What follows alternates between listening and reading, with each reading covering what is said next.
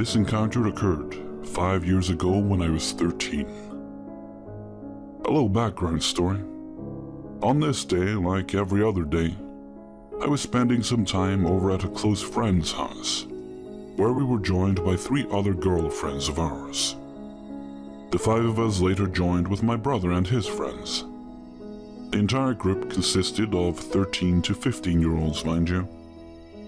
We were young and bored out of our minds, so we did the most adult thing, since the majority of the group were drinkers and planned to drink that day, excluding myself, and eat at a local park. When the plans were settled, we decided to split the group and the money. One group were to buy the food, and the other group were to buy the alcohol. Lo and behold, I was included in the latter group with 2 other girls. Huge mistake. But I was the mother figure of the group, and I constantly felt the need to supervise or look after everyone else. I guess it's in my genes, since I've had the same roles in every friendship group I've ever been in. But I digress. We went on our merry way, looking for any adult that would be willing to buy some teens alcohol, which in hindsight wasn't and probably still isn't a rare occurrence, since the girl I was with were confident about finding someone. Anyone. We took a little while before our hopes of finding someone grew dim and dimmer, but we ended up in front of a KFC when we decided to give up and just buy more food for the group. This is actually when the creepy encounter began. I enjoy smiling at everyone, which is important in this. Always have and always will. But with caution now. Now, there's a footpath leading from the sidewalk towards the KFC. But before we stepped onto the footpath, however, a man had walked in our direction, and we made eye contact, so I smiled at him.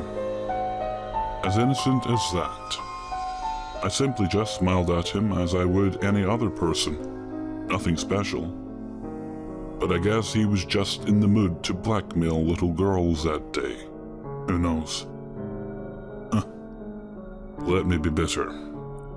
Thinking nothing of it, we made our way towards KFC. I then felt an inkling that I should look behind me, so I did, and I saw the man that I had smiled at just a minute earlier walking towards me, looking right at me and trying to get my attention. Before I continue, I need to say that I have always been taught to be kind and loving to strangers, and it's been ingrained into me so much that I genuinely think this was my fault, even though I know that it isn't. I was a naive 13-year-old, and he was a functioning adult. He knew better. Nonetheless, he reached where I was now standing and he greeted me, still thinking nothing of it. We made small talk as we walked all the way to the veranda of the KFC building. He then separated me from the 2 other girls, and that's when it happened. He showered me with compliments and then popped the question, "Can you go out with me this Saturday?" To which I replied with, "I'm 13. I can't. My parents won't let me, and I don't feel comfortable enough to. I barely even know you." He kept persisting while I tried my best not to cry, because at this point, the cliché but nevertheless terrifying alarms going off actually happened. This pathetic adult, a real-life tradie working adult, tried to go on a date with a fucking 13-year-old. And I made damn sure he knew my age before any of you tried to hold me culpable for this. And that's not even the worst part. Nope, no way. The worst part of this is that he said, and I quote, "I'm not letting you go until you agree to go on a date with me this Saturday." I will never forget it. It is just as ingrained into my head as my dad's teachings that I should always be kind and loving to strangers. My friends, not noticing what was going on because we were out of earshot, decided that now would be the perfect time to ask him if he could buy them some alcohol. Without missing a beat, he looked at them and said, "Sure, but only if she," pointing at me, "goes on a date with me this Saturday." My friends nodded without hesitation and agreed. Now, not only was I basically held hostage, but my friends decided to exchange my time and body to this pathetic piece of shit for alcohol. Alcohol. Y'all were going to sell me for alcohol. I was absolutely livid. At this point, I was just downright terrified. If this man could separate me, a 13-year-old, and try to coerce me into going on a date with him, make it clear that he won't take no for an answer, and then get my friends to make sure I will go on a date with him, what else was he capable of? By some miracle, I guess he took the nod and agreement from my friends as a yes and was clueless of the fact that we already had money to buy alcohol with, because he then told us to wait while he went into his vehicle to get money to buy the alcohol himself. As soon as he was out of sight, I finally allowed myself to just cry. I cried and spoke at the same time, repeating the same words. "I'll explain later. We need to go. We need to leave right now. We need to go. We need to go. We need to go." So we just started running. I've never ran so fast for my life. I never thought that I would actually need to. The thought of being alone with that man was enough fuel for me to keep running until we reached the other group. I sobbed as I ran, feeling relieved that I was finally away from him, but still on guard that he could still reach us. I still get the creeps when I think about it. His face, his voice, his work uniform, every detail I could get of him. It's still clear as day in my mind. Never again. 2. When I was in my early 20s, I worked graveyard at a 24-hour Walmart. I worked in the toy department in the back of the store. I mainly worked alone, and once in a while, a friend would help me stock, but unless we were heavy on freight, you basically did your thing and went home at 7 a.m.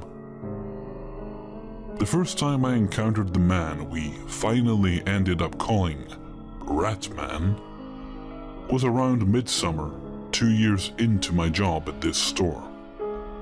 He would come in around 5 a.m. and look at all the Hot Wheels cars. He was a collector.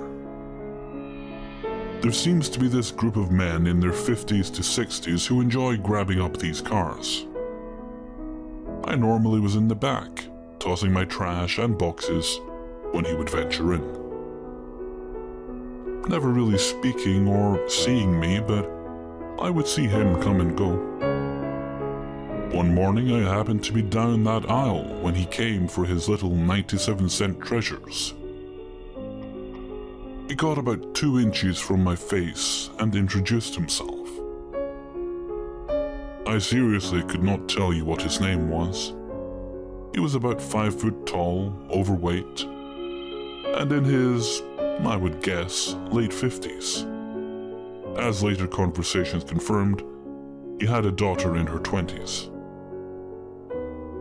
His breath was something that can only be described as rancid, rotting garbage mixed with onions.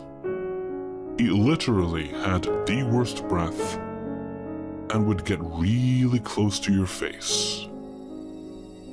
Our first encounter was just your average creeper feeling you get from someone.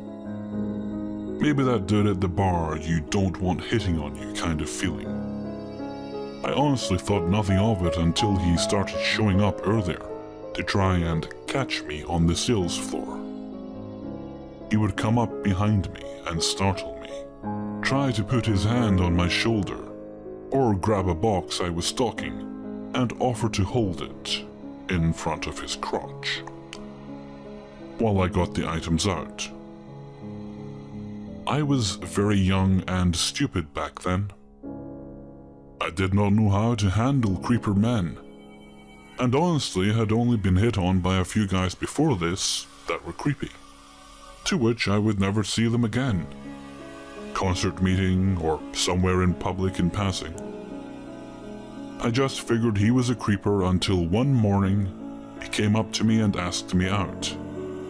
Oh boy, here it goes. I have to try and blow this guy off and hope he goes away.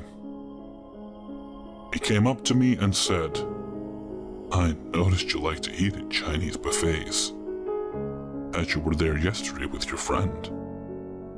I want to take you there. You seem to like fresh fruit and stir-fried noodles. What the fuck? I never seen this guy at that place. However, my friend and I were there for lunch that day before he came in. Was he watching and I didn't see him? He must have been and watched what I ate. The place was pretty empty that day as well. My friend and I always went after the lunch groups as she had anxiety and didn't like to eat in really busy places. I just froze and told him no thanks, I'm very busy. I was worried for a bit, but he ended up just leaving me alone that morning. The next day I did not see him in the store, and then I was off for 2 days. That Friday when I returned to work, sure enough, he was there at 5 a.m. looking through the Hot Wheels. I was running behind and still had boxes to stock. He kept staring at me, so I ended up calling my friend on the intercom phone to her department and asked for her help. She knew what was going on with this guy, so she came over and stalked down the aisle he was in. My friend gives off this I'm nuts, don't fuck with me vibe. And looking back, she was a little off her nut. She would have probably sliced his guts open with a piece of cardboard. I continued working and thought he had left, so I pushed my cart back to the stockroom, and just as I was about to turn the corner, he came from around the door and grabbed my arm. I twisted back and told him not to touch me. He scared me. He said he was sorry and was looking for me. He wanted to know if I'm always off on Wednesday and Thursday, as he came in and I wasn't there. I lied and told him my days off change often, and then says to me that he didn't think that was right because every Thursday afternoon I go to the H-E-B grocery store with an older woman in a green car. This guy was stalking me. I did go to the store with my mom on Thursday afternoons. I broke away from this guy and the conversation. The next day he came in again, walked right up to me and asked me out to lunch. I told him no, was too busy, not wanting to date, and walked off. There had been a few small conversations early on with him and my friend about how he liked young girls to dance close to him, etc. In general, he was creepy and we thought pervert. My friend gave him the nickname Ratman. One morning after work, around 10 a.m., I was getting ready for bed when my phone rang. This was long before everyone had a cell phone. I was about to cover up and drift off. I ended up getting out of bed and answering the phone. The voice on the other end of the line shook me to my core. It was Ratman. Hello, Sally. I hope I didn't wake you. I want to know if you will go to the movies with me tonight. I yelled at him, how the hell did you get my number? He ends up telling me that my friend gave it to him and that she said I secretly was interested in him and too shy to tell him. I know my friend wouldn't do this. I hung up on him, and the next night asked my friend. She was upset and said no, she would never do that. At the time, my boss was sitting with us at the lunch table. He overheard our conversation and asked what was going on. Come to find out, my boss got a phone call in the store at 9 a.m. yesterday, asking for verification for employment, and asked if they had my current number on file. This was long before any security measures were put in place, to where you can't just call and ask if so-and-so works there. So my boss thought I had applied for a new job and gave this idiot my number. This rat man continued to call and harass me. The next week, on my 2 days off, he called at least 30 times and left messages for me on my answering machine. Even crying and screaming, asking why I didn't love him, and then calling back and leaving a message about our trip we were going to take together to Mexico, and how he couldn't wait to see me in my new swimsuit he bought me. And this guy was mental. There were a few times after that where I would be out at the store, and once in the mall, and would look over to see him across the food court, or in the same store I was shopping in, watching. I ended up calling the police, which did no good, and changed my number. He finally stopped coming in the store. My boss said he would escort him out if he did come in, but my boss got a transfer out of state, so this guy would pop in every once in a while. I changed departments and stopped stocking toys. I have long moved away and still keep in touch with the one friend I met at Walmart.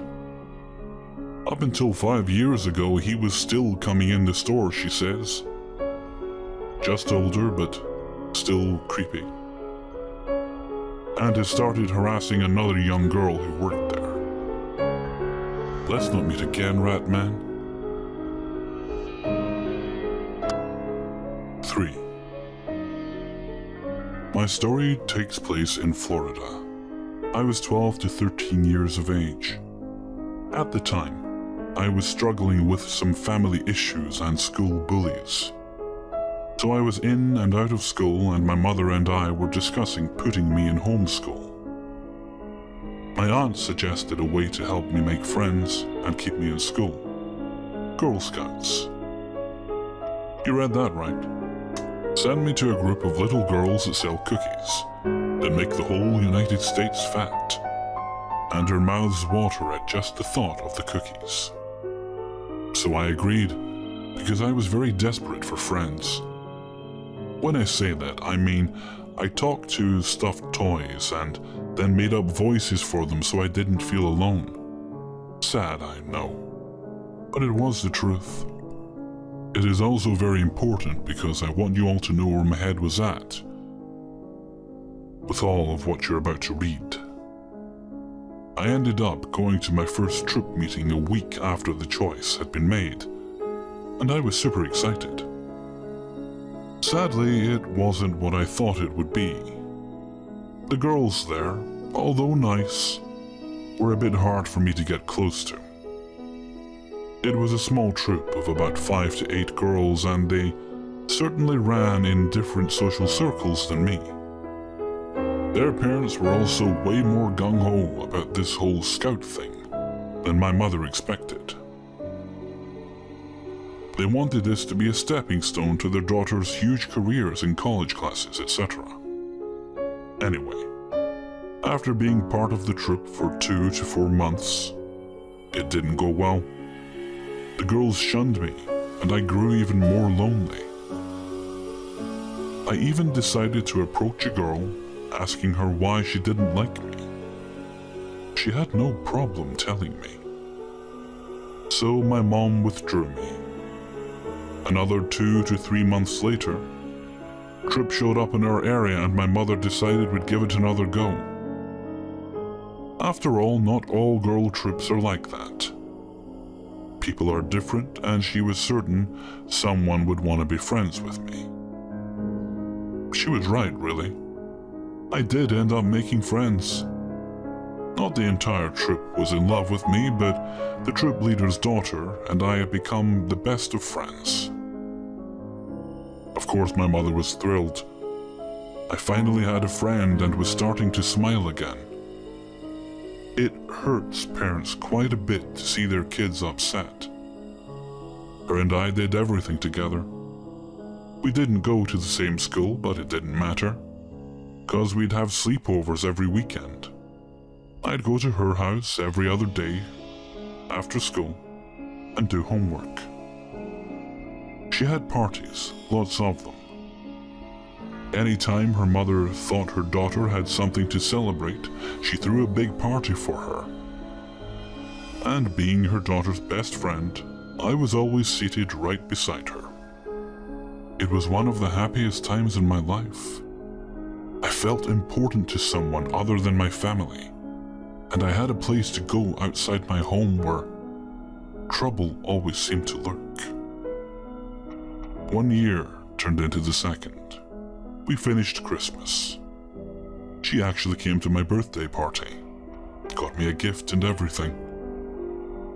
Then, things started to get weird. Because I was a year older than her, I had a bit more homework, being that I also was a grade level ahead of her.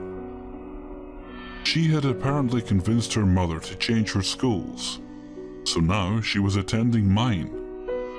This was great. I once again was over the moon. Only sad thing was we didn't have the same classes or the same lunch period. Well, that soon changed too. She showed up once for my lunch and I thought it was weird. Apparently her mother had pulled some strings, got her into lunch during my time. Don't know the details, just know my best friend and I could eat lunch together. I remember telling my mom and she didn't let on that anything was the matter. But later, when we talked about this, after I'd grown up a bit more, she admitted the news concerned her. Then though, she just acted like it was the best news ever, 'cause I was happy. I started to go fishing with her and her uncle during the summer. Spent weeks over at her home with her mother and her uncle. I'll admit the uncle was a bit different. I mean, he didn't set off any alarms, but he wasn't your usual uncle. As far as our Girl Scout troop went, we became the leaders. We pushed our troop into camping trips and selling cookies more and more. It was great. I'd never been so highly regarded. The girls in the troop even began treating me like one of them. I was happy. I fit in. That ended up changing. Quite a lot, actually. Towards the end of summer, I discovered her uncle wasn't really her uncle. More of a guy trying hard to make her happy so he could bang her mom. He eventually stopped coming around and her mother, I noticed, drank a lot. More than I'd seen any adult drink at the time. The end of summer meant our last trip was coming up. The last camping trip we would get before classes started up again. I was excited to go. My mom and I bought everything we thought I'd need, and my best friend and I jumped right into the van. I waved goodbye to my mom, and away my trip went. Now, it's important to admit here that I had a love of horror stories. I loved spooky stuff and the occult. So the idea of a camping trip meant campfires and scary night stories. I was excited. Once we got to the campgrounds, I realized it wasn't going to be like camping with my family. It was a huge gathering of other groups all together. Older scouts, younger scouts, and us. Of course, the older scouts told us that there were some creepy gnome or troll-like creatures near the lake, but none of us believed them. It was a fun weekend, just not the same kind of fun I expected. I never got to tell my stories, and it was more about building teamwork and Girl Scout stuff than I thought it would be. I know. What did I expect, right? You live, you learn. Anyway, the last night, I decided I would tell a ghost story. I insisted on it. So after the troop leaders went to bed, my friend and I gathered all of our troop into one tent, as we'd been separated into two, and the stories began. We each told a scary story or a funny, embarrassing one. And then, I was the last to tell a tale. I told my story, scared the other girls, and we hurried back to our respective tents before daybreak. Then we all packed up and got into our rides home. Everything was fine till the next meetup for my troop a week later. My mother and I show up, and there are the adults looking very angry. Mothers, fathers, none looked happy. My friend's mother stepped up to my mom and pulled us aside. This is what I remember from that conversation. Troop leader, Ms. Beeper. Little Beeper isn't welcome in the troop anymore. Mom, what? Why? What happened? Troop leader. Well, it seems Beeper told the story at camp, and it has given some of the other girls nightmares. The other adults requested she no longer come to troop meetings. Mom, what? Are you serious? It was just a story. You can't... She didn't know. She loves this group. This is where her friends are. Why didn't you tell me this earlier this week when I was dropping her off at your house? The troop leader shrugged and sighed. I, at this point, took off running away from my mother and my friend's mother. I wanted to talk to my friend, to the other girls of the troop. I was going to apologize to them and their parents. Found my friend. She didn't seem heartbroken in any way. In fact, she was okay with it. My friend, I never liked sharing you with them anyway. They were stuck up and snobby, and they just didn't get you. I get you. We're like sisters, so now you and I can be together more. Me? What? But I liked the other girls and being in the troop. And what about when the troop meetings happen? Her. So, are you asking me to quit the troop? I will. I will make my mom quit too. No more troop. Me. No, that isn't her. Beeper, we are best friends. Best friends forever, remember? Anyone who doesn't like you isn't a good person, and I don't like them. It was the sweetest and nicest thing I'd heard from anyone.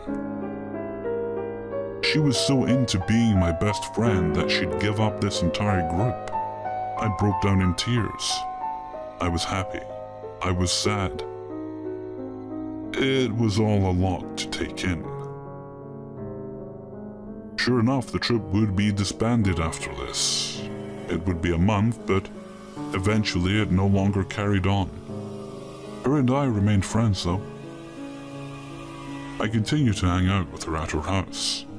Another uncle came into the picture. That Christmas I spent at her house.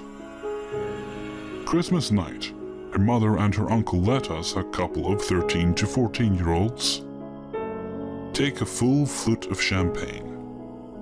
I wasn't fond of it, but we felt so adult. The uncle kept making some rather inappropriate comments about my friend and I.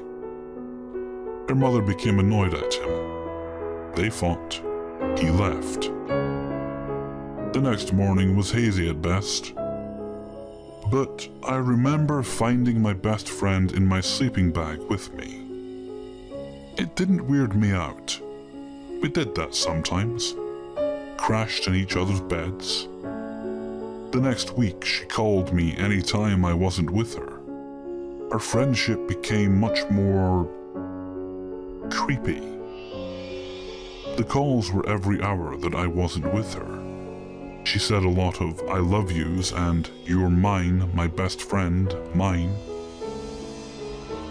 I didn't think anything of it. I thought it was normal. Her mother drank more. My mom became concerned. She had every right to be. Our sleepovers got weirder. I was waking up to always having my friend in my sleeping bag. If she wasn't there, she'd beg me the night before to lay in her bed with her. I just thought, her life at home was as rough as mine. It was what drew us together.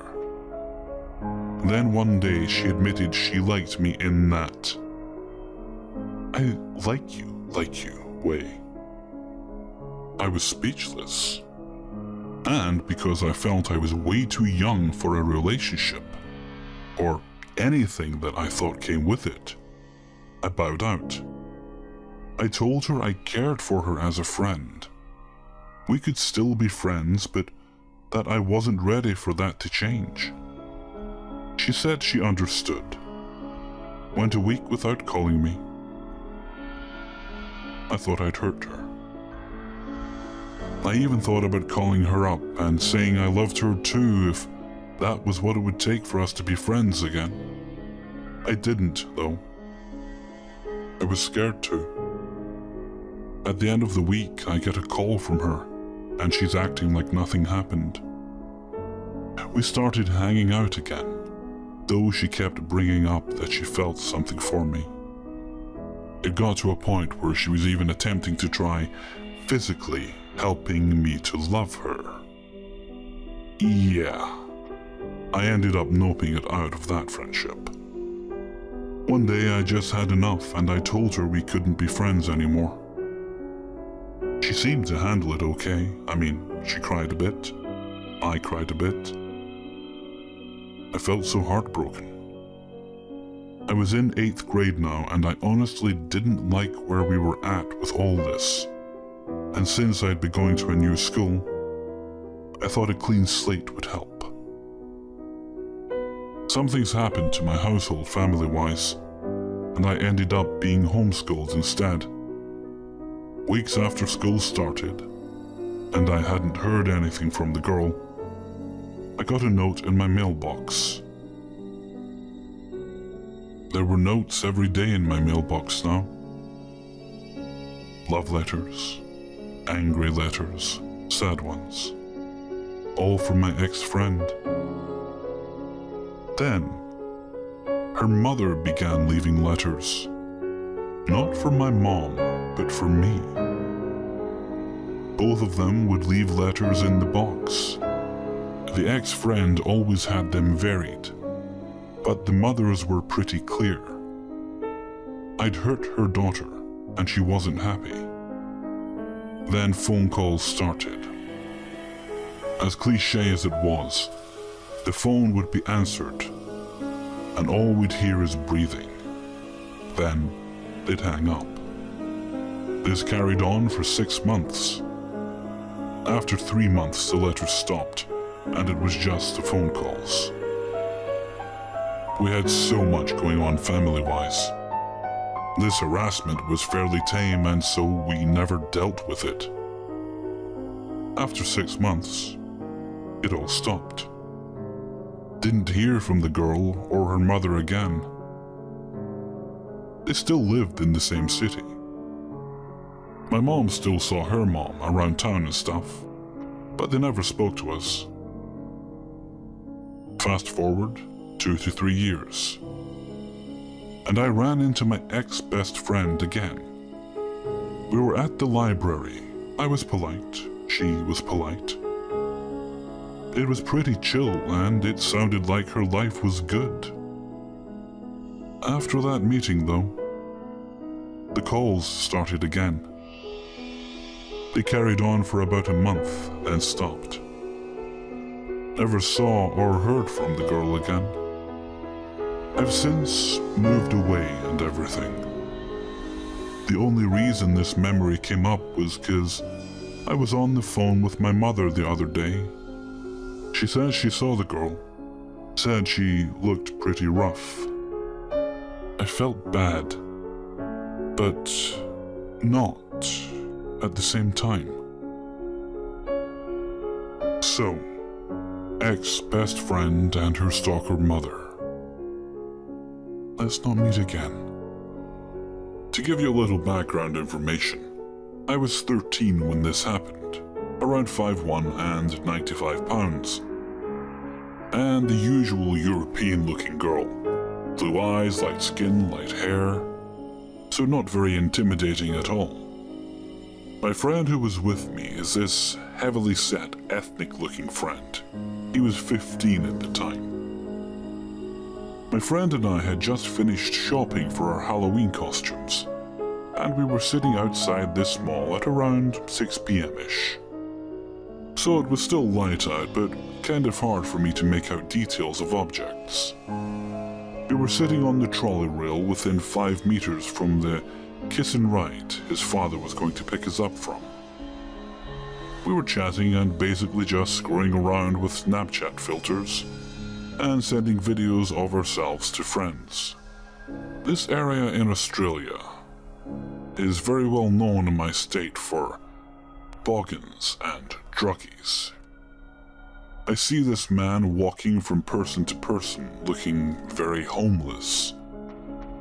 I have some pity for him, and I nudge my friend, let's just call him Henry, directing his attention towards the homeless man. He goes rigid and keeps his eyes trained on the guy at all times, obviously a bit intimidated.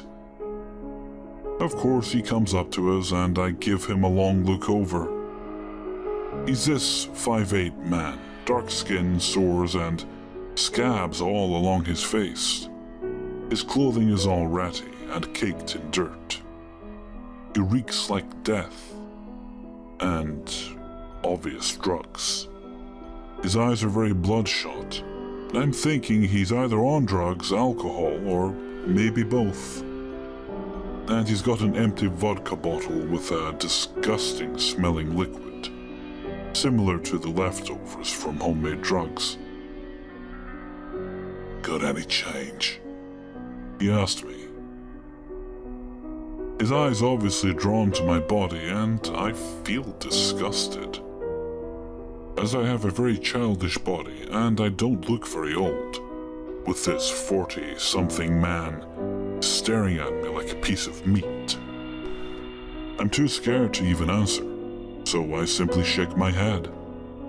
He sneers at me and looks at my friend, asking the same question. Henry, being the dumbass he is, opens his wallet to check, flashing his bright yellow $50 note, and the druggie notices it and reaches out. Henry, realizing what he's just done, quickly closes his wallet, saying, "Nah, sorry mate, I don't have any." He glares at me, I don't even know why. I wasn't the one with 50 bloody bucks. And bares his disgusting teeth, all blackish yellow, and his breath reeks of vodka and something similar to rotting meat. He then steps forward so we're almost chest to chest, and looks down at me. Henry is too shocked to do anything, and I can't step backwards as my back is pressed against the trolley return bar. My adrenaline kicks in, and I assume an offense position. Fists obviously raised, and I glare back at him, attempting to intimidate him. This didn't work. He eventually steps backwards and walks off. Not before calling us a couple of names. Henry, of course, does the stupidest thing he could do then, and calls out, "Oi, I said I was sorry, bro." This causes the guy to turn around and stalk over to us. He gets right and close, making sure we can't move away without bumping into him. He gets right up into Henry's face and says, "Fuck off, you bloody walk." Henry, as I said, belongs to ethnic culture. He's something like Greek, Italian, Irish. So the word wog pisses him off very much. He gets obviously ticked off and stands up and gets right into this guy, his shoulder pressed into his chest. Henry's a good 6'1", 6'2", so he easily towered over this guy, basically breathing into his face. The druggie backs off and runs towards the bus station across the road, asking the people under the shelter for their money. I completely lose it at this point, shaking and talking incoherently. Whilst Henry calls his dad and tells him to hurry the fuck up. Cat is in trouble. His dad arrives shortly and yells at us to get in the car. Henry's dad is a total asshole and didn't care that some guy just scared the living hell out of us. He promptly drives me home, yelling at Henry the whole time. He pulls into my street and I get out and sprint home. I'm scared of being outside. I run inside and my dad sees that I'm obviously shaken up, calls the police and tries to get the appearance of the druggo out of me, whilst I'm having a mini panic attack. The police here are very helpful and send a car to the mall to check for the guy, coming up with nothing. The people who they sent were absolutely lovely and kept monitoring that place for a good month or two. I'd like to say it ends here, but sadly it does not. That same year I got a job at a small store in that very same mall. I hadn't seen this druggie for a good few months, and the police never came up with anything, so completely forgot about it. At my work, we got pretty festive during Christmas, with Santa hats and reindeer antlers, so we obviously did the same thing during Easter. I had myself a cute little pair of ears and a cotton tail to go with it. On the registers, we joked around a lot, and were always having conversations with our frequent customers. I was in a very good mood, as I had such a lovely conversation with the lady, and we were all laughing at her jokes. I called for the next customer to come over to me and start scanning a few items before I hear this guy start talking to me. Cute is. A girl like you shouldn't be dressing so adorably with such horrible boys working with you. The boys I work with are absolutely lovely, and they never made a comment about my bunny get-up. I look up and freeze. The same druggy guy from before is there, and I try to keep my cool. I start silently crying and continue serving him, before he makes a disgusting comment about me having to dress up sometime for him in his home. I knew what he was getting at, and I was horrified he'd say that to an underage girl. The boy on the register next to me hears and stalks over to my register, standing directly beside me, just staring the druggie down. This druggie obviously looks ticked off and says, "Oi mate, I'm just talking to this lovely girl." He reads my name tag. I have my nickname on it, and says, "Cat and I are having such a nice conversation, aren't we?" I choke out a yes in reply, and my friend sees I'm visibly scared. He basically moves me out of the way and finished the transaction for me, before telling my duty manager to make sure that the guy can't come back in. I've worked at that store since, and I've only ever seen the guy once more. And the same boy pushed me into the small room that the money machines were in, and told me to stay put until the druggie left the store. The managers were pretty ticked off that I wasn't working for a good 15 minutes, but the boy informed them of what happened with me and the creep. So, Mr. Creepy Druggo, who assaulted me and made lewd comments, I hope I never have to see your goddamn face again. Warning, I swear a lot. Long-time lurker, thought I'd share my story. This is a two-parter, but they'll be in the same post. Event 1. For some background information. This occurred about 2 years ago. I was 21 and in university, but living with my parents as I wanted to save money. Also, just wasn't really into the whole college life experience. Luckily, university was a short commute, about 30 minutes by public transit. I'm a very petite woman, about 4'11" and 110 pounds. This is probably what attracts the creeps. My parents' house was located near a subway station, about a 10 to 15 minute walk. If you exit the station and take a right, walk straight down a main road, two-way road, each way with 2 lanes of an island of sidewalk in between, for about 10 minutes, then take a left up a hill. Coincidentally, there was a bus that goes down that main road, cutting my walk time considerably if I can catch it.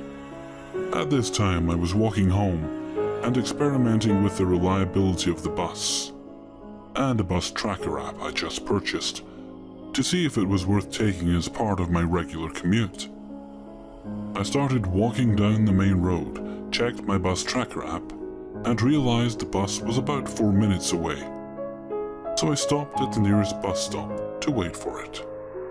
I had my earbuds in, and I noticed a man also waiting at the stop. I gave him a half smile of polite acknowledgement, and then focused my attention to my music. So I'm standing there, chilling out, maxing, relaxing, all cool, until this man starts waving at me to get my attention. He must have been trying to talk to me, but I couldn't hear. So I pop out an earbud. "Excuse me? What time is it?" he asks. Typical from someone waiting for a bus. I tell him the time and let him know the bus should be here within a few minutes. He nods. I then put my earbuds back in. He waved again for my attention, pulled out an earbud and asked him to repeat. "What is your name?" It sounded like English wasn't his first language. Nothing new or concerning, as we weren't very far from an airport. He had a small rolling luggage bag, carry-on size. But still, I had no intention of continuing conversation. "Stephanie," I lied. In hindsight, I probably shouldn't have said anything at all. I turned around, about to put my earbud back in, hoping he'd catch the hint that I wasn't in the mood to talk. Before I could get the earbud in this time, he tapped my shoulder. Now this annoys the hell out of me. I have a thing about personal space, especially with strangers. "Where do you live?" he asked. I gave him a confused look. "What?" He repeats the question. Now, I look racially ambiguous, so a lot of people like to ask me where I'm from, or my ethnic background, or what are you? Ugh. Maybe he means that. "You mean where I'm from? Where do you live? What house?" "What the fuck?" I chuckle nervously. "I'm not going to tell you that, sir." "Why not?" He gave this weird smile like he thought he was being clever or some shit. "Where's your house? Can you take me to your house?" My heart stops there. I feel this guy's bad news. "No, I don't know you. I have to go now. Goodbye." I said as firmly as I could, and I just booked it. I'm going down the main road and I don't look back until the next block. Surprise, he's walking in my direction. Shit. Who waits for a bus and then just starts walking away? I mean, other than me, running from a creep. I cross the street, but only halfway, and I stop at a sidewalk island between the lanes. He crosses too. About a half a block behind me. I cross back to where I started. He crosses too. He's definitely following me.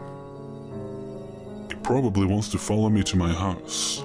I start panicking and I just sprint, hoping his rolling bag will slow him to keep up with me. At the next block, I look over my shoulder again. It looks like he's jogging, but I'm at least getting distance on him. Once I reached my street, I looked over one more time. It looked like he stopped jogging. I have a good block and a half distance from him. At this point, I take that left, cross the street, and run straight up my hill without looking back again. This may not sound that creepy, but another unsettling incident happened shortly later. Can't tell if it's coincidence or if they're related. Event 2. Maybe 2 weeks later, I'm walking home again. As I'm walking up my hill, a car pulls up next to me. This always makes me tense, but I figure it just might be a neighbor coming home, and I try to brush it off. I'm not the type of person to know or care about the cars my neighbors drive. But then I feel a tap on my shoulder. God damn it. I look and it's not the same guy as before. This guy looks like a yuppie. Not typical for my neighborhood. Maybe he's lost. But I look visibly confused and tense. I look back. His car door is open. "What's your name?" he asks me. English definitely sounds like his native language. "I'm not going to tell you that," I say. I try to sound assertive, but I just sounded scared. "Where do you live?" "Okay, what the fuck? Why is everyone so concerned about my address all of a sudden?" We're getting close to my house now, about 3 houses away, and I'm starting to panic. But it's late afternoon, the sun is setting. I'm sure if this guy tries anything, I can scream loud enough for neighbors to hear. I stop walking. Frustrated and scared, I snap at him. "What do you want?" "I want to take you out, of course." He smiles. I'm getting deja vu, but this guy looks nothing like the man from weeks before. Nor does he look like he'd associate with him. But the tap, the same questions word for word, that douchey smile. Anyways, who stops their car to ask out a random girl on the street? That's creepy as fuck. Look man, I'm not interested, okay? And I go back to walking home. To my surprise, this guy isn't following me, and is walking back to his car. I take advantage of him having his back turned, and I sprint to my house and close the door as quickly as I can, hoping he didn't notice which house I went into. I peeked out the window, and I see his car driving away. There have been no concerning incidents since then. I moved out of my parents' house last year, but I'm always on edge now when I walk home. A month after the second incident, my friend bought me pepper spray for my birthday. So, creepy dudes who may or may not be in cahoots. Let's never meet again. Hello. Okay, so I'm not really a storyteller, but I have a lot of stories to tell, so bear with me. This one in particular I'll call the door story. Edit, I'm a chick. So it started off playing an MMO that I've been playing for the last 6 years. I'd moved over to a different server with a couple of friends with big dreams to start a new guild, etc. Soon after it failed, of fucking course, and I found a home with some nice people who needed my class. All was well. Then I heard some rumors of a returning player who had also played my class, and he was apparently exceptional, etc. So naturally, I got very excited. Finally, some competition. Finally, he returned to the game. I was quite disheartened that his skill was not as high as I was expecting. He had poor choice of the spec he was playing, and it was just very disappointing. I tried my best to help him get a bit better, as he took feedback quite well, but he was always mechanically heavy as a player and never really took to min-maxing. Which was fine, but I still tried to bounce some ideas off him anyway because It's not like I had anyone else who played my class as much at the time. Anyway, getting a bit off topic, but yeah. So we were friendly, I guess. He was always a bit blunt, mature, and wasn't really that funny, but I got the idea he was a bit older, so it all made sense. Edit. He was like 42.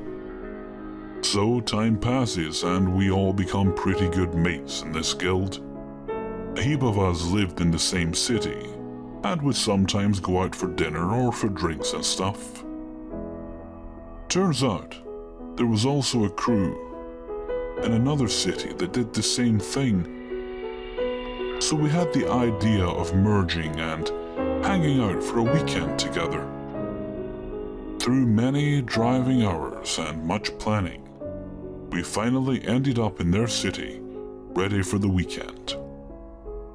Stayed at the parents' house of one of our guildies, cause their parents were on a trip overseas at the time. Pretty large place. The first night we had organized a big dinner with everyone, including people that weren't staying with us. I sat down, do a bit of hello wave around as a bit of lame greeting cause I'm socially retarded, and instantly noticed someone sitting opposite me, staring at me in an extremely intense way. I say hello, trying to help ease the situation, thinking maybe he doesn't get out much. He then says who he is, and I realize he's the other player that plays my class. I had someone on the other side of me who was pretty chatty, but I was seated right at the end of the table, so there wasn't much to easily distract me. We started ordering food. He asks me like 12 times what I'm getting. I say I don't know yet. I decide and he instantly also chooses what I'm getting. I try not to let it bother me and keep talking to everyone else. Mingle a bit, but we obviously talk a lot about the game we all play, which is a great icebreaker. So towards the end of the first night, we're all kinda ready to pass out, pretty late in the evening. I was trying my hardest not to look tired cause this guy still hadn't left yet. Just sat there in his massive trench coat the entire night. I say something like, "Oh, I'll go sleep over there." And he says, "Oh, is that where we're sleeping?" I say no and try my hardest to stay awake, so I'm not asleep near this guy.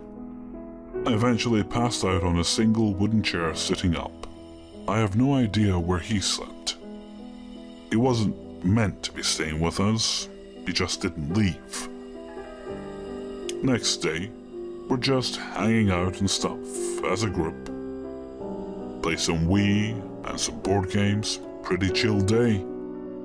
I realized pretty early on that he hasn't gone home yet and is still sitting there, in his trench coat still. Probably hasn't showered. He was remotely sociable, but very much how he is in the game. Very stern. That night we started drinking. Every single time I went to the bathroom, he was always right outside the door standing there waiting. I'd walk to wash my hands and he'd watch over my shoulder, then follow me back to the table where everyone was.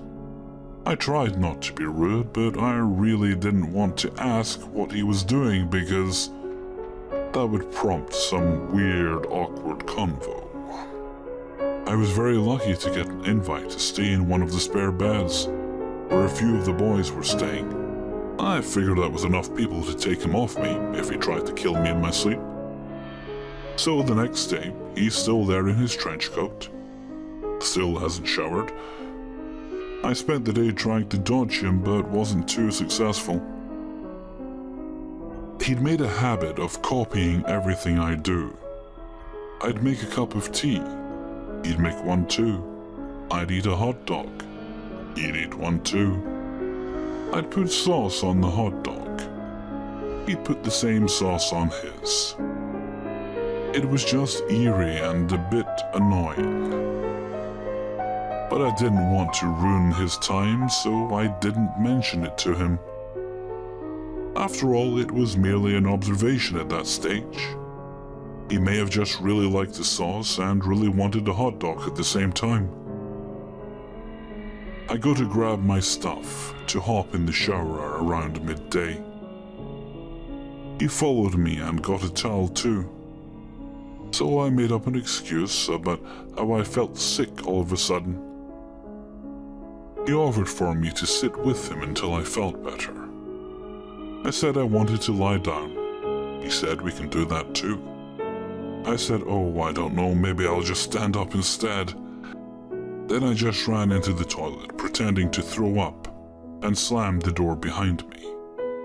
I knew he was going to be outside the door, so I quickly fake-called myself while I sat in there by myself, using it as a smooth-out to be like, I really have to take this outside.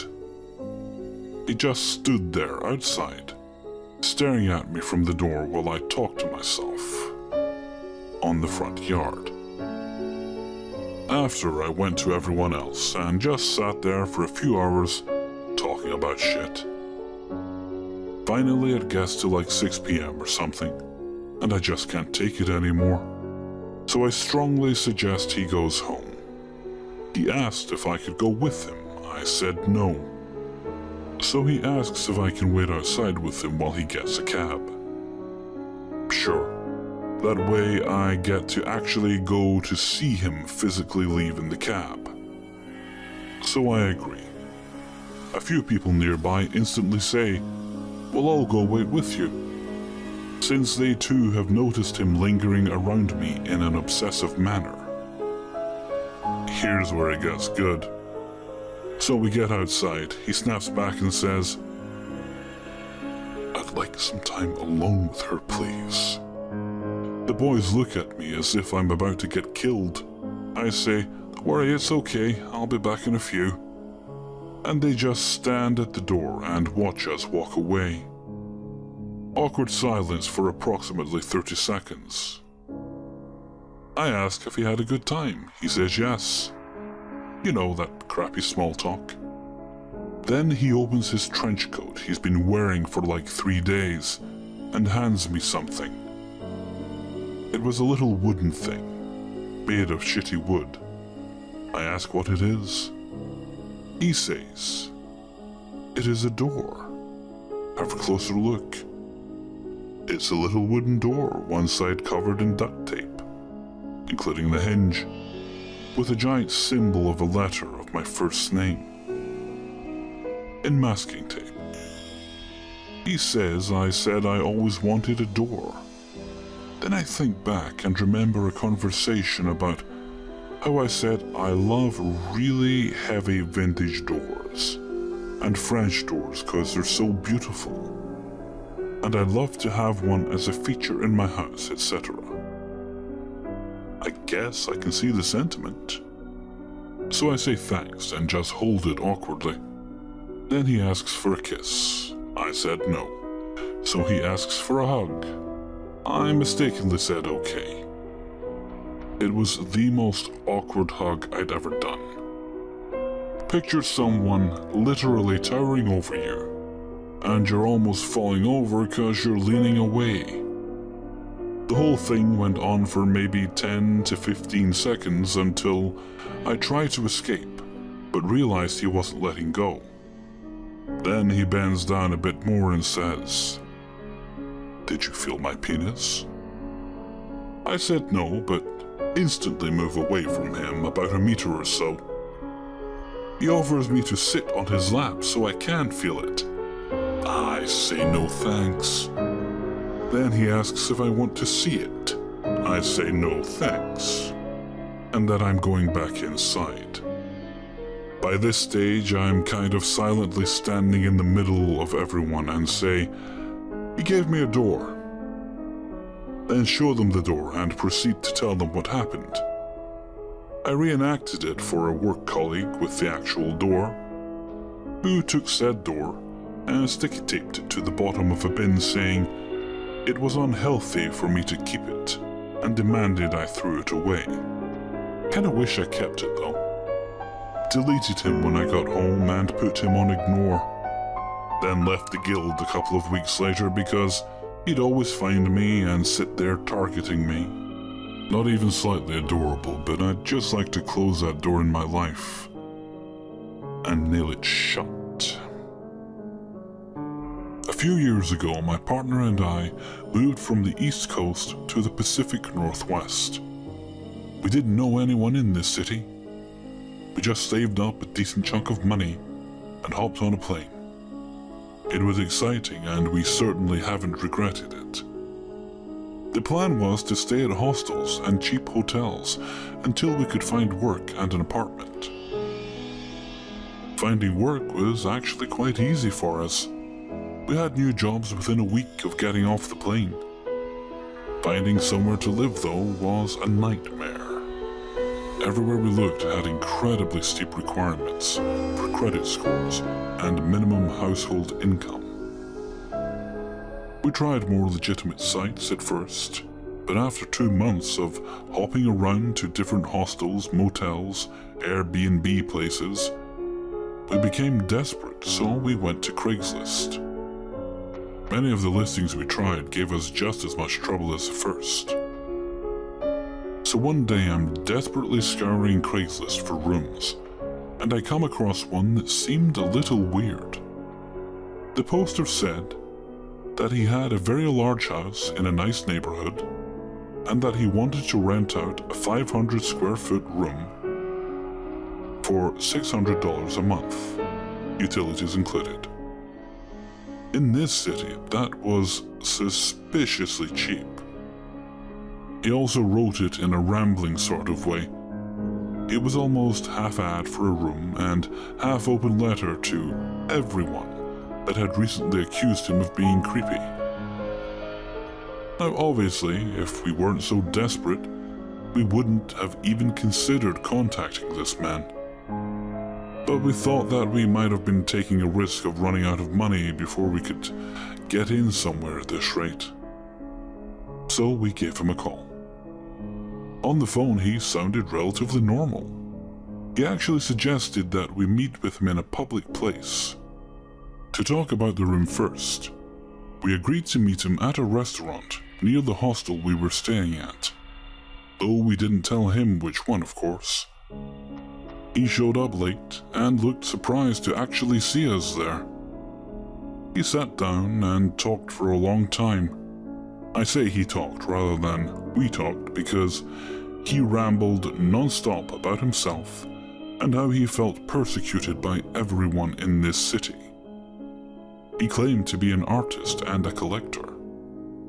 In between him repeating himself many times about how the locals just don't understand his passions, he also told us that the room he had advertised was currently filled with his collection. He never once said what he had collected, and that if things went well, he would have to hire people to move it into storage before we could move in. At one point, he stopped talking abruptly and ran to the restroom. We took this opportunity to discuss the situation.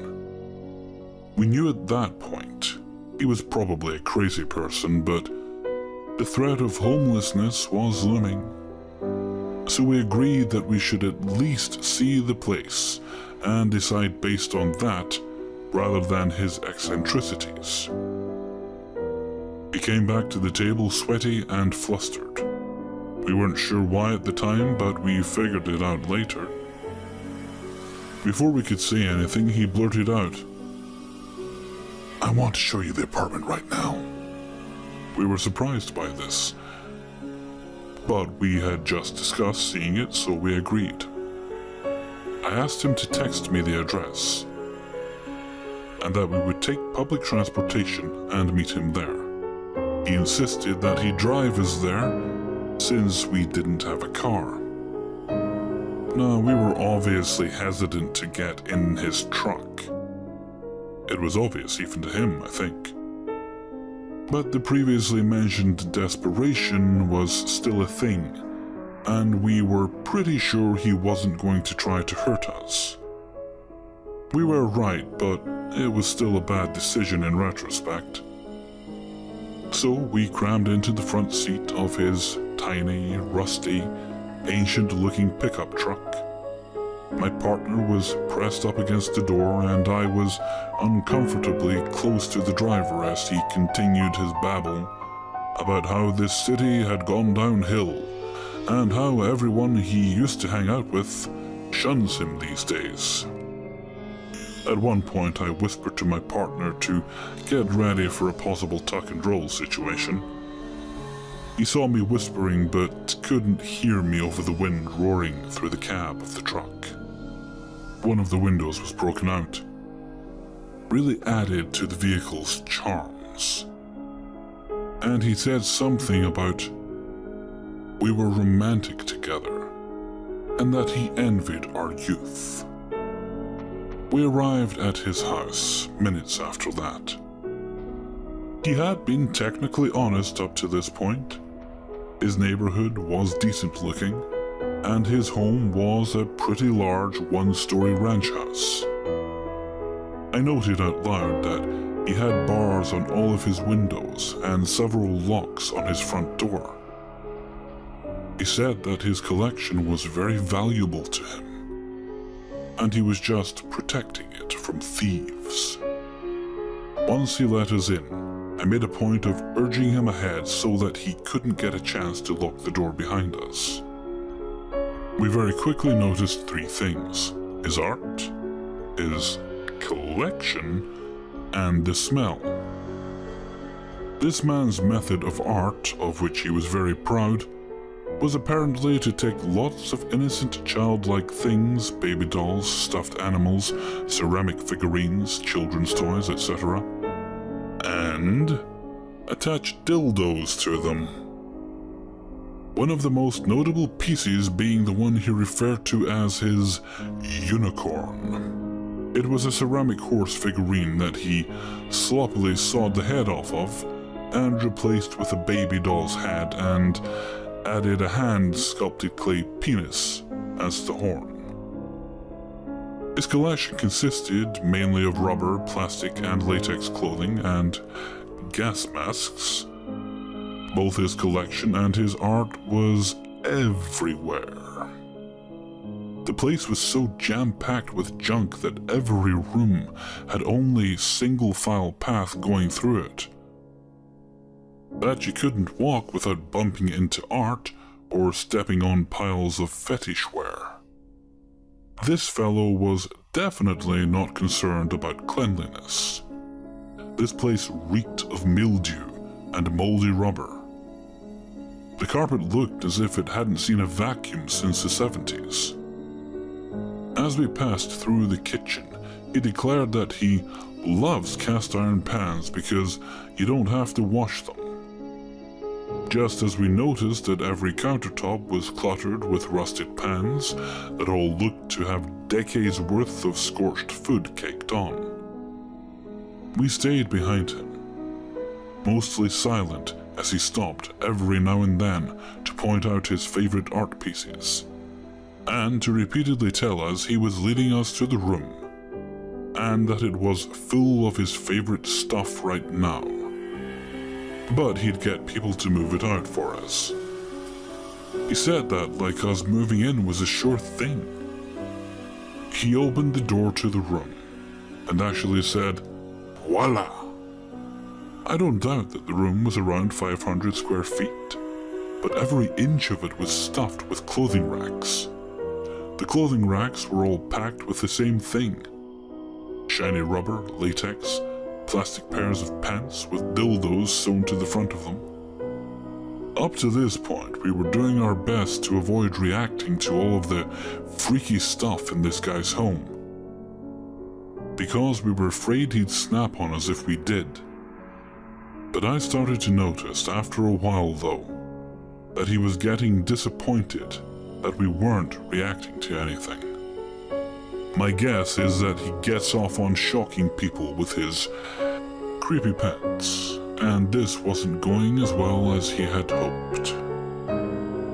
We told him that the room looked big enough, and that we'd like to go back to our hotel and think it over. He didn't have much of a reaction to that, but he agreed to drive us home now. When he thought that I wasn't looking, he took something out of his pocket and tossed it through the open doorway of a dark room on his way past it.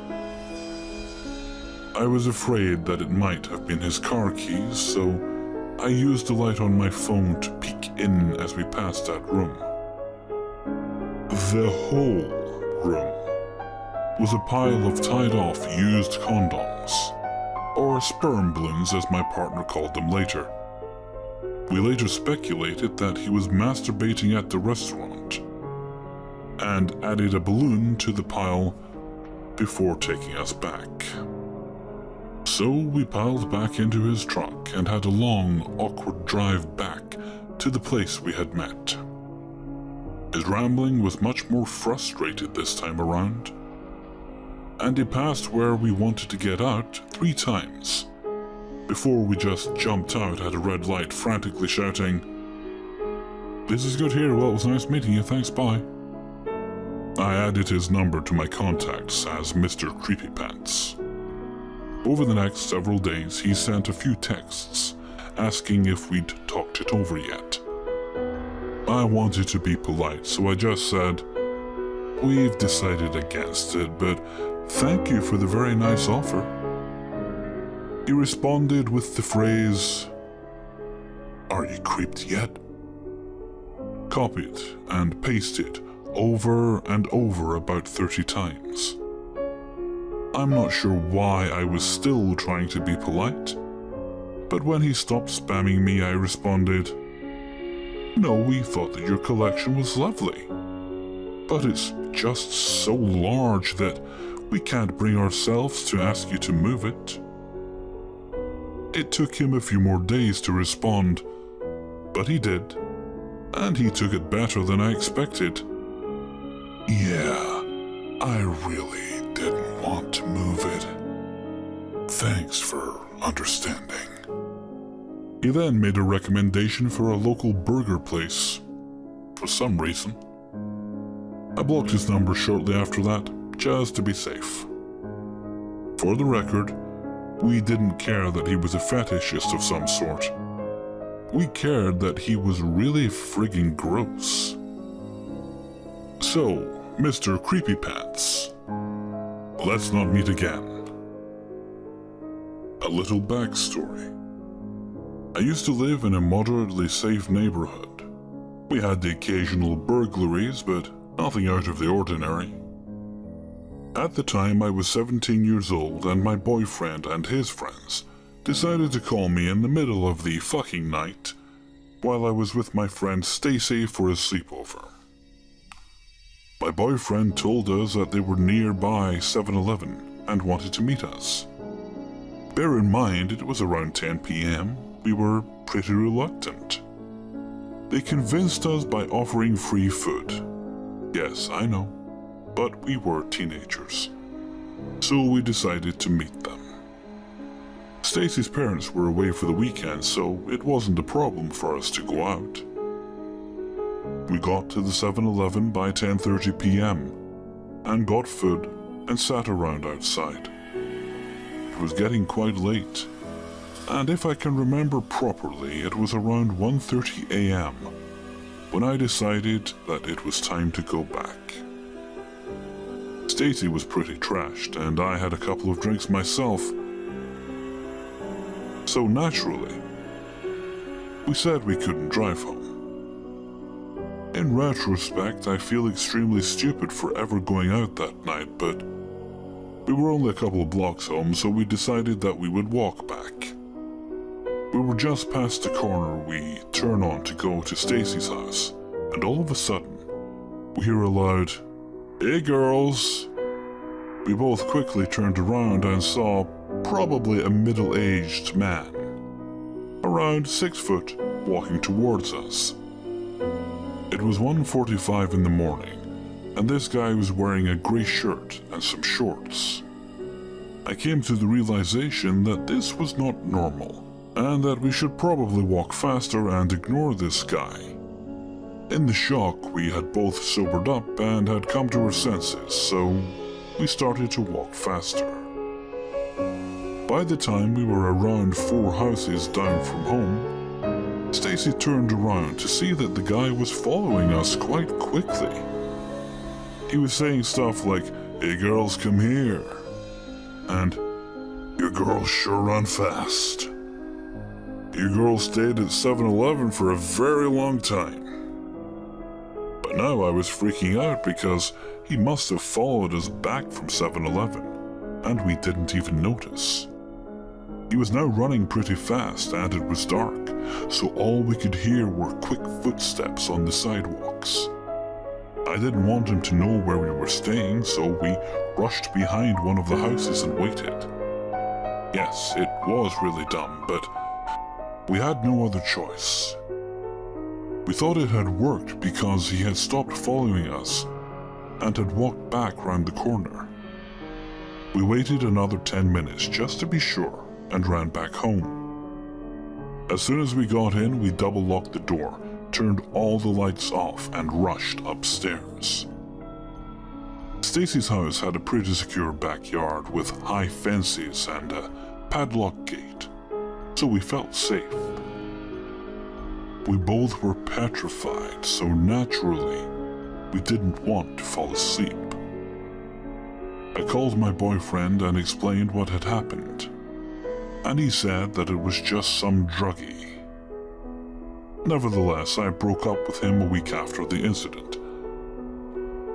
Around half an hour later, we heard a large bang coming from inside the house. At that moment, Stacy and I were about to go to sleep when we heard it. I grabbed the nearest thing to me, which so happened to be a fucking dildo. Dear God, we teenagers were dumb. So I opened the door a little bit to see nothing in the corridor, so we assumed it must have been the wind or something. Don't judge, we were still pretty out of it and exhausted. Just as we were about to close the door, we heard the back door slide open. This person was actually in our house now, and Stacy started crying. Adrenaline pumped through me as I ran down the hallway and threw the dildo down the stairs. We heard it drop to the bottom with a thud and shuffling, and then the back door slide open and closed again.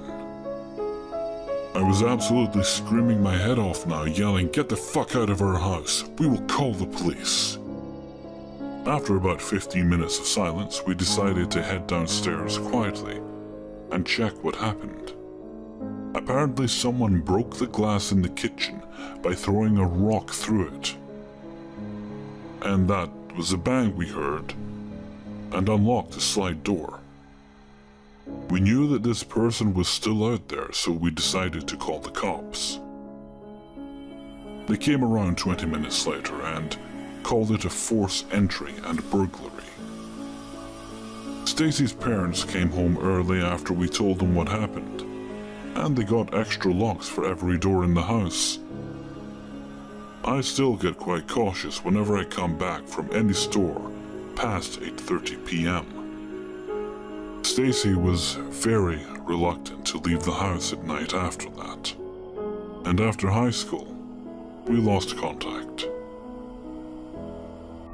Let me start off by telling you about my cat. We got him because someone dropped him off at our farm, and he is the sweetest little kitten I've ever met. He's really cuddly, and he has a bit of a hearing problem because of a blood clot in his ears, but don't worry, he's okay. He's a very smart cat and is actually kind of protective. His name is Ozzy. The town I live in is pretty small, and we don't have a lot of crime here. So my parents don't really make sure to lock the doors at night or any of that. That's probably why this guy thought to try and rob us. I woke up in that night because of my cat. He was standing right on my chest, meowing very loudly. I thought this was extremely weird because he never meows. Not for food, not to go out, never. I automatically assumed he was sick because he does occasionally meow when he's gonna throw up. So I started to take him downstairs so I could take him outside and let him get it out of his system. That's when I noticed the truck. There was a rusty blue pickup truck outside in our driveway. The lights were off. I found that odd too because if it was one of my parents' friends, they would be on, and they would probably be honking. I didn't recognize the truck either. I was starting to get the feeling something was extremely wrong. I could hear the back door open. I knew it wasn't my parents because my mom never wakes up until at least 7, and this was around 2:30. My dad was hunting somewhere in Pennsylvania, and my little brother was asleep. My cat had stopped meowing now, and was slowly walking over to the stairs. I could tell he was trying to be quiet, and somewhere in my tired brain, I had started to figure out someone was in my house. I was starting to panic, but I didn't want to call 911 in case it actually was my mom letting out the dogs or something. Even though it didn't sound like it. It was too quiet to be that, and I didn't hear the dogs fighting. So I decided to follow Ozzy to the stairs. Ozzy stopped as soon as he got to the top of the stairs. He was looking down and had stopped meowing. I decided to slowly go down the stairs. My house is old and the floor and stairs creak a lot, just to see if it was a misunderstanding.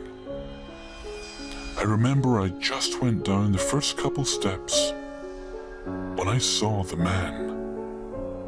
He was standing in our living room with his back to me, wearing all black, holding something in his hand as he slowly crept towards the stairs. I shot backwards and grabbed the cat. I knew he heard me then, because he started to move a lot faster. He was at the bottom of the steps, and now I could see he was holding a knife. I was fucking terrified. I was crying now, trying not to make a noise because I didn't want to wake the dogs or my mom and get them stabbed. I ran into my room, cat in my hands, and slammed the door, making sure I locked it. I was fucking praying the man didn't open the door to my brother's room, which was right before mine, and was too focused on me instead.